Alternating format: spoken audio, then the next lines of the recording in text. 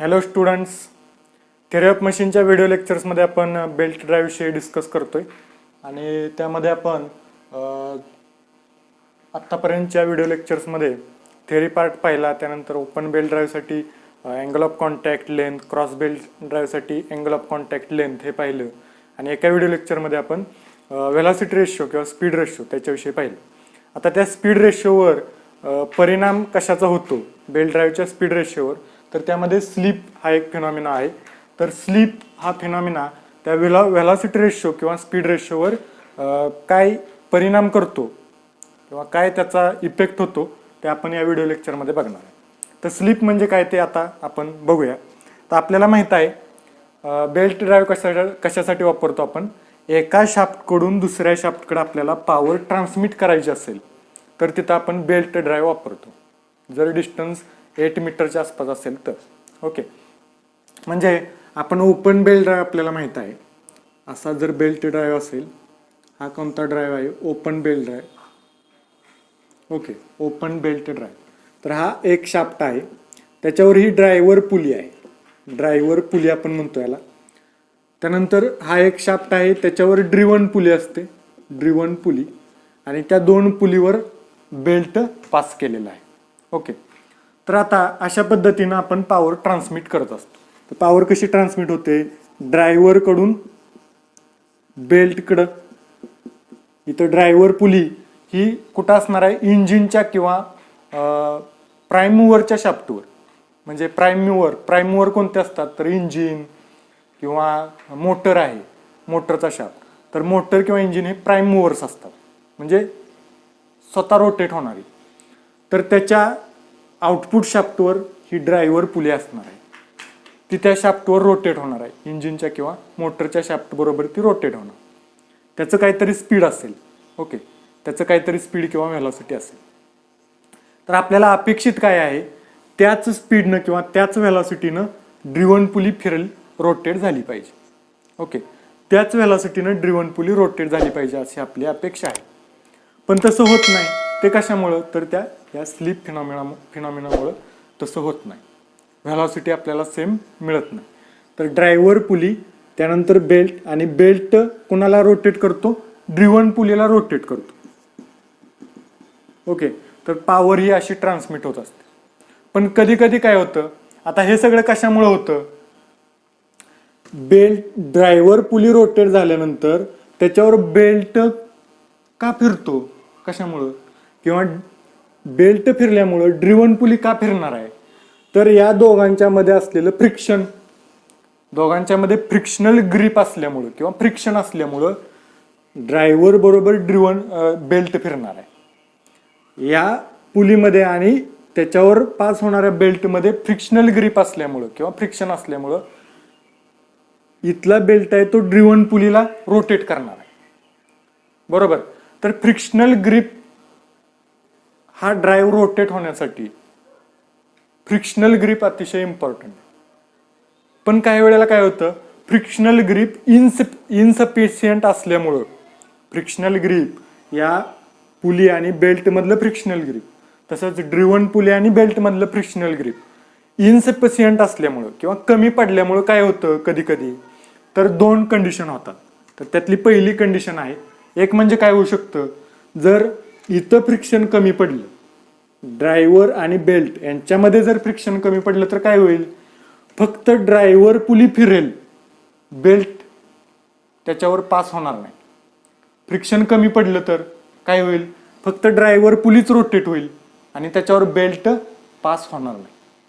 म्हणजे बेल्टची मोशन काय कोणतीही होणार नाही, फॉरवर्ड मोशन. फक्त ड्रायव्हर पुली रोटेट होईल. ओके, मग पहिली कंडिशन काय आहे? फ्रिक्शनल ग्रिप जर इनसफिशियंट असेल तर पहिली कंडिशन काय होईल? एक some forward motion of driver pulley, some forward motion of driver without carrying belt. Okay, तर belt without carrying belt with it. तर एक म्हणजे काय होईल? फ्रिक्शनल ग्रिप इथं जर कमी पडलं तर काय होईल? Some forward motion of driver without carrying belt with it. म्हणजे बेल्ट कॅरी न करताच ड्रायव्हर रोटेट होईल, ही एक कंडिशन आहे. आणि दुसरं काय होईल, इथं जर फ्रिक्शनल ग्रिप कमी पडला तर काय होईल, फक्त बेल्टचीच मोशन होईल आणि ड्रायव्हर आहे असा राहील. ओके, म्हणजे दुसरं काय, some forward motion of belt without carrying driven pulley. तर due to insufficient frictional grip between belt and pulley, these two situations will happen. Okay, या दोन सिच्युएशन तयार होऊ शकतात. पहिली सिच्युएशन आहे some forward motion of driver pulley without carrying belt, किंवा some forward motion of belt without carrying driven pulley. तर याच फिनॉमिनाला, यालाच काय म्हणायचं, स्लिप. फक्त ड्रायव्हर फिरला, रोटेट झाला आणि बेल्ट त्याच्यावर कॅरी झाला नाही त्याच्याबरोबर, त्याला काय म्हणायचं, स्लिप. किंवा फक्त बेल्टच फॉरवर्ड मोशन झाली बेल्टची आणि ड्रिवन पुली त्याच्याबरोबर जर रोटेट झाली नाही तर त्याला काय म्हणायचं, स्लिप. ओके, तर याच फिनॉमिनाला काय म्हणायचं, slip of belt. So this phenomena is called as slip of belt. This phenomena is called as sleep of belt. तर स्लिप मुळे काय होईल, इथं जर ड्रायव्हर पुली रोटेट होते आणि त्याच्याबरोबर बेल्ट जर पुढे गेला नाही तर आउटपुटला आपल्याला इथं जेवढी व्हेलॉसिटी आहे तेवढी मिळेल का, नाही. म्हणजे इकडं व्हेलॉसिटी डिक्रीज होईल. किंवा इकडून व्हेलॉसिटी बेल्ट बरोबर आली, बरोबर जेवढी ड्रायव्हरची व्हेलॉसिटी आहे तेवढी बेल्टची व्हेलॉसिटी आहे, पण इथं स्लिप असेल तर व्हेलॉसिटी आपल्याला आउटपुटला मिळेल का, आउटपुट शाफ्टला तेवढीच नाही, व्हेलॉसिटी कमी होणार. म्हणजे स्लिपचा इफेक्ट काय होतोय, इफेक्ट ऑफ स्लिप, तर व्हेलॉसिटी रेशो किंवा व्हेलॉसिटी रेशो डिक्रीजेस, व्हेलॉसिटी कमी होते किंवा व्हेलॉसिटी रेशो डिक्रीज होते. तर इफेक्ट ऑफ स्लिप काय आहे, due to slip velocity ratio decreases. Due to slip velocity ratio decreases. Okay, velocity ratio decreases. Slip मुळे काय होते, velocity ratio डिक्रीज होते. तर आता स्लिप नक्की काय आहे, त्याचं डेरिव्हेशन, किती स्लिप असतोय किंवा स्लिप मुळे या म्हणजे व्हेलॉसिटी मध्ये काय डिफरन्स होतोय ते आपल्याला इथं बघायचं. ओके, तर स्लिप आपण आता काय करूया, ड्रायव्हर पुली आणि बेल्ट याच्यामध्ये जे स्लिप होणार आहे त्याला आपण S1 असं कन्सिडर करू. Consider S1 is nothing but percentage of slip. आता हे स्लिप कशामध्ये असतं, पर्सेंटेज ऑफ इनपुट व्हेलॉसिटी. म्हणजे इथलं स्लिप कसं घेणार, तर percentage of velocity of driver. Okay, percentage of velocity of driver. तर percentage slip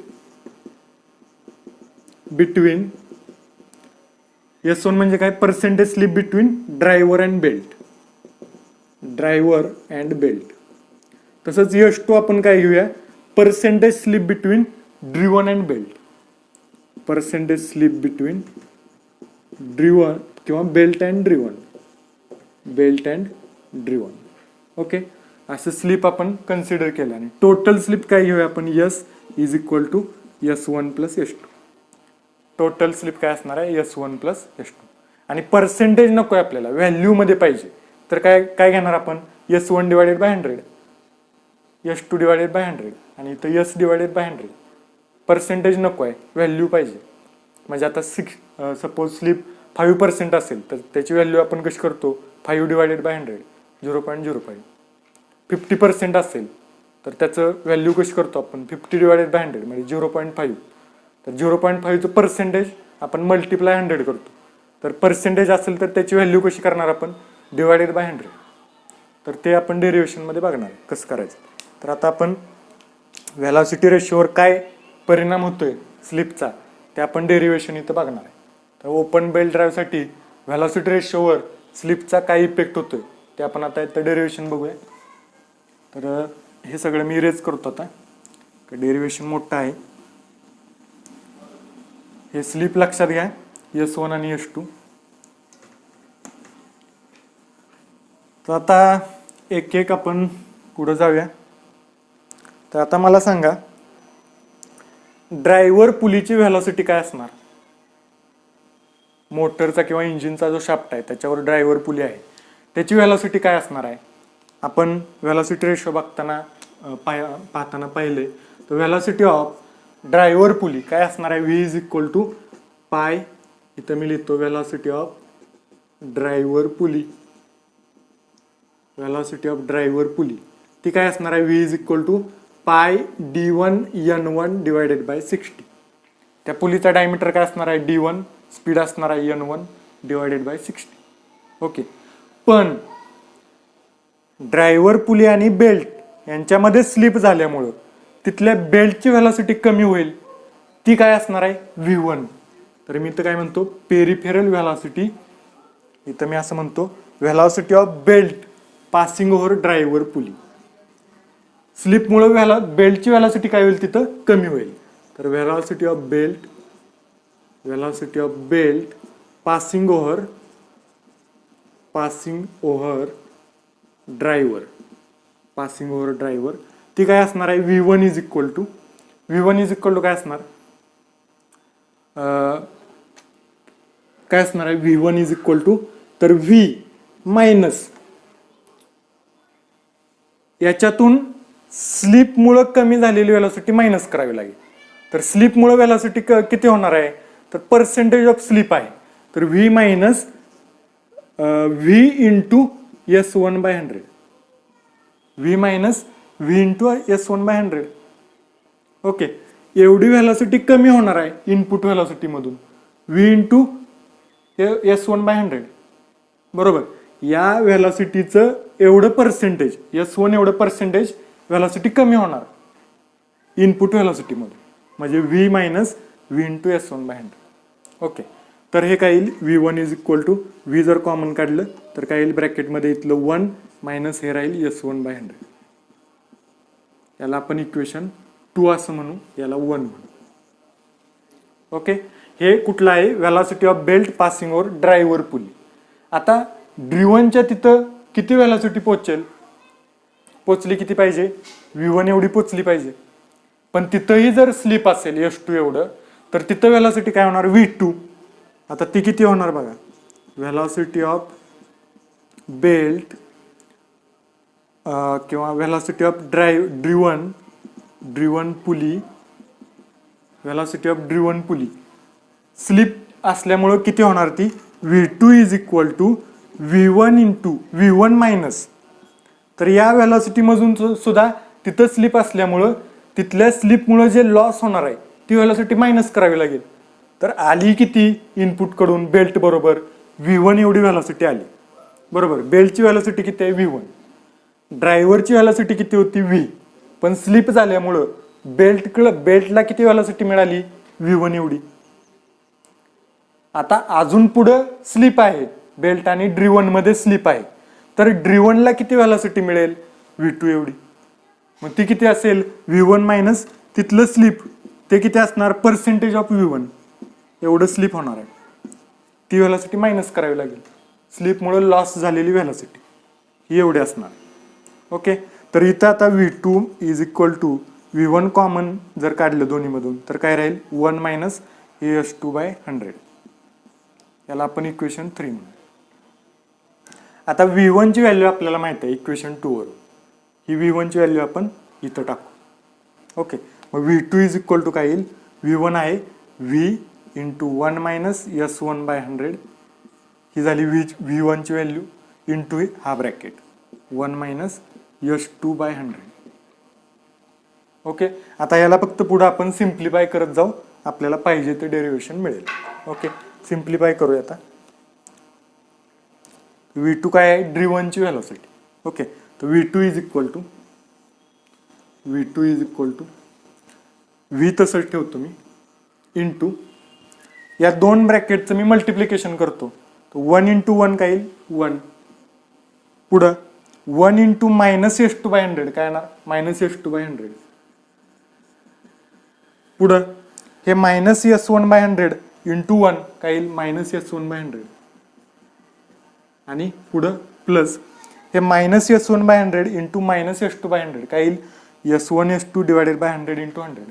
okay plus S1 S2 divided by 100 into 100. Okay simply दोन ब्रॅकेटचं मी मल्टिप्लिकेशन केलं.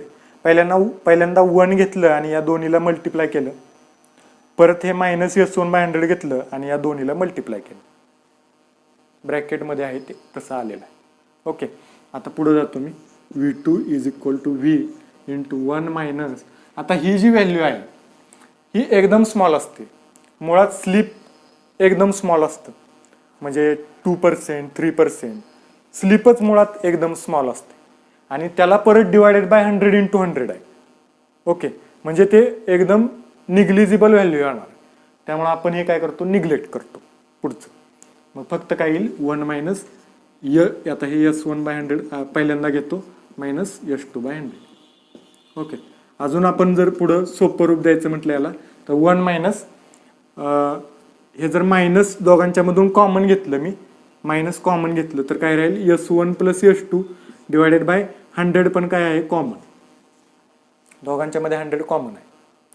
Okay S1 plus S2 divided by 100 अशा पद्धतीने येईल. मायनस कॉमन घेतलं बाहेर आणि छेद समान असेल तर आपल्याला माहित आहे तो एकदाच लिहितात आणि वरचं प्लस होईल S1 प्लस S2 कारण मायनस बाहेर घेतले. हे परत आत घेऊन बघा परत आहे असं येते. ओके परत हा स्टेप येईल. अशा पद्धतीने झाले. आता हे S1 प्लस S2 आपल्याला माहित आहे काय आहे total slip. S is equal to S1 plus S2 आपण बघितलेलं टोटल स्लिप. त्यामुळे याच्या जागेवर आपण S लिहू शकतो. तर V2 is equal to V into 1 minus S divided by 100 total slip. पण आता V2 म्हणजे काय व्हेलॉसिटी ऑफ ड्रिव्हन पुली. ती काय असते पाय d2 n2 divided by 60. Velocity of driven pulley पाय d2 n2 बाय 60. आणि V म्हणजे काय आहे व्हेलॉसिटी ऑफ ड्रायव्हर पुली पाय d1 n1 बाय 60. ते मी तिथे टाकतो पाय d1 n1 divided by 60 into हे 1 मायनस S/100. आता यातलं पाय कॅन्सल होईल 60 कॅन्सल होईल आणि व्हेलॉसिटी रेशो आपल्याला माहित आहे n2 बाय n1 असतो. मग n2 इथं आहे n1 मी इकडे डिवाइड करतो आणि इथलं d2 आहे ते मी तिकडे नेतो. काय होईल n2 by n1 is equal to d1 divided by इकडचं d2 आणि ब्रॅकेटमध्ये 1 मायनस S डिवायडेड बाय 100. हा आहे व्हेलॉसिटी रेशो. हा आहे velocity ratio. Okay velocity ratio by considering slip of belt. तर विदाउट स्लिप व्हेलॉसिटी रेशो काय असतो n2 by n1 is equal to d1 by d2. जर स्लिप कन्सिडर केलं तर n2 by n1 is equal to d1 by d2 into bracket 1 minus S/100. आता S म्हणजे काय percentage of slip. Suppose ते 8% आहे तर काय येईल 8 डिवायडेड बाय 100 म्हणजेच काय येणार 0.08 1 मायनस 0.08 म्हणजे इथं व्हॅल्यू ब्रॅकेटची काय येईल 0.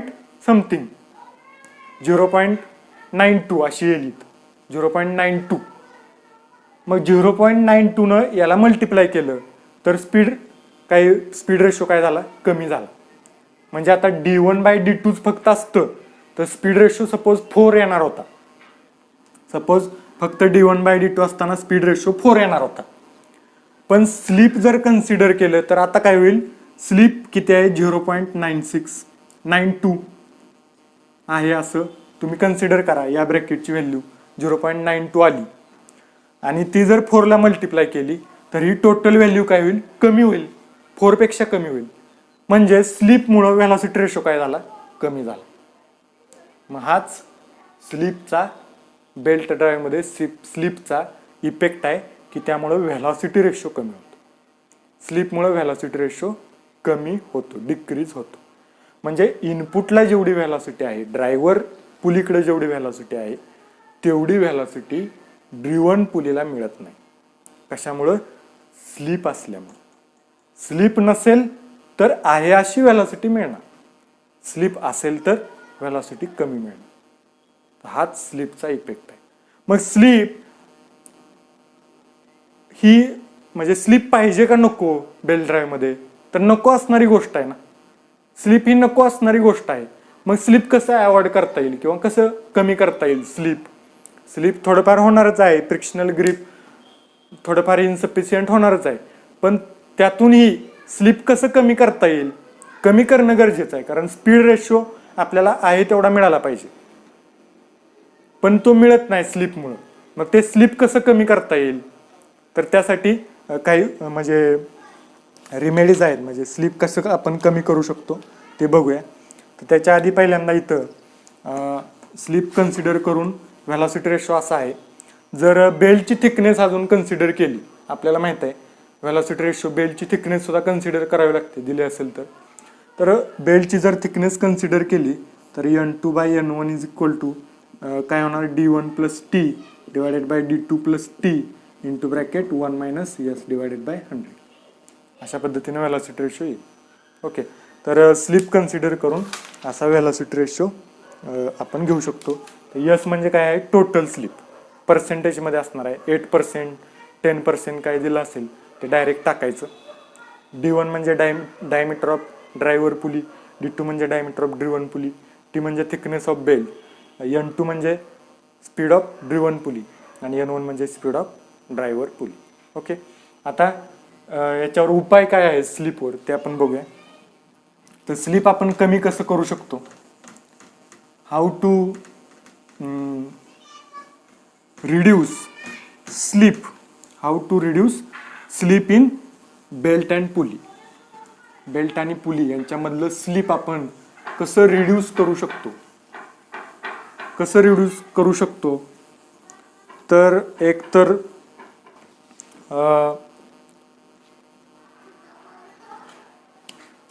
कसं रिड्यूस करू शकतो आपण, तर आपल्याला माहित आहे असा जर बेल्ट ड्राईव्ह असेल तर ही एक स्लॅक साईड असते आणि एक टाईट साईड असते. एक साईड काय असते, टाईट, आणि एक साईड असते स्लॅक साईड. तर स्लिप कमी कुठं असतं, खालची साईड जर टाईट साईड असेल आणि वरची स्लॅक साईड असेल तर इथं स्लिप कमी असतं. मग आपण प्रयत्न काय करायचा, आपल्याला जिथं ऍप्लिकेशन आहे आपलं तिथं आपण जास्तीत जास्त प्रयत्न काय करायचा, तर खालची साईड ही टाईट साईड राहिली पाहिजे आणि वरची साईड ही स्लॅक साईड राहिली पाहिजे बेल्ट ड्राईव्ह. तर हा पहिला उपाय आहे, म्हणजे हाऊ टू रिड्यूस स्लीप असं आपण म्हणतोय. हाऊ टू रिड्यूस स्लीप आपण कायमचं घालवू शकत नाही, पण रिड्यूस करू शकतो, कमी करू शकतो. तर इथं कमी असते स्लीप. तर असं आपण जर स्लॅक साईड वर ठेवली आणि टाईट साईड खाली ठेवली तर स्लीप कमी होऊ शकते. दुसरी गोष्ट काय, तर व्हर्टिकल बेल्ट ड्राईव्ह अवॉइड करायचं. म्हणजे व्हर्टिकल नाही असं नसलं पाहिजे, असं ठेवायचं नाही. याच्यामध्ये स्लिप जास्त आहे, याच्यामध्ये स्लिप जास्त होतं. शक्यतो हॉरिझॉन्टल बेल्ट ड्राईव्ह ठेवण्याचा प्रयत्न करायचा. हे दोन झाले. आणि तिसरं काय आहे, स्लिप जर कमी करायचं असेल तर काय करायचं, क्रॉईंग ऑफ पुली हा एक उपाय आहे स्लिप कमी करण्यासाठी. तर क्रॉईंग म्हणजे काय, तर तुमच्या पुलीचा जो शेप आहे तो असा कॉन्व्हेक्स किंवा कॉन्केव शेपची पुली बनवायची. कॉन्व्हेक्स किंवा कॉन्केव शेपची पुली जर बनवली तर याच्यामध्ये स्लिप कमी असतो. ओके, अशा टाईपची पुलीचा शेप बनवायचा, तर याच्यामध्ये स्लिप रिड्यूस याच्यामुळे होतं. तर अशा टाईपचे 3 उपाय तुम्ही 3 गोष्टी जर लक्षात ठेवल्या तर तुम्ही स्लिप रिड्यूस करू शकता आणि व्हेलॉसिटी रेशो तुम्हाला जास्तीत जास्त मिळवू शकता. तर अशा पद्धतीनं स्लिप ही टर्म होती, आपण डिटेलमध्ये इथं पाहिलेली आहे. तर यापुढे येणाऱ्या व्हिडिओ लेक्चरमध्ये आपण डिफरंट टाइप्स ऑफ टेन्शन्स असतात बेल्ट ड्राईव्हमध्ये. म्हणजे इथं टाईट साईडवर टेन्शन असते, स्लॅक साईडवर टेन्शन असते, अजून काही टेन्शन असतात का. ओके, टेन्शनमध्ये असतोय बेल्ट, म्हणजे ताणलेला असतो. अजून काही टाईपची टेन्शन असतात का ते आपण पुढच्या व्हिडिओ लेक्चरमध्ये बघणार आहे. तर डिफरंट टाईपचे टेन्शन्स त्याच्यासाठी फॉर्म्युले हे आपण डिराईव्ह करणार आहे. तर पुढचं व्हिडिओ लेक्चर बघायला विसरू नका. आय होप तुम्हाला स्लीप टर्म समजली असेल व्यवस्थित. काही डाऊट असेल तर तुम्ही नक्की विचारू शकता कमेंट बॉक्समध्ये. So thank you for watching this video. Thank you very much.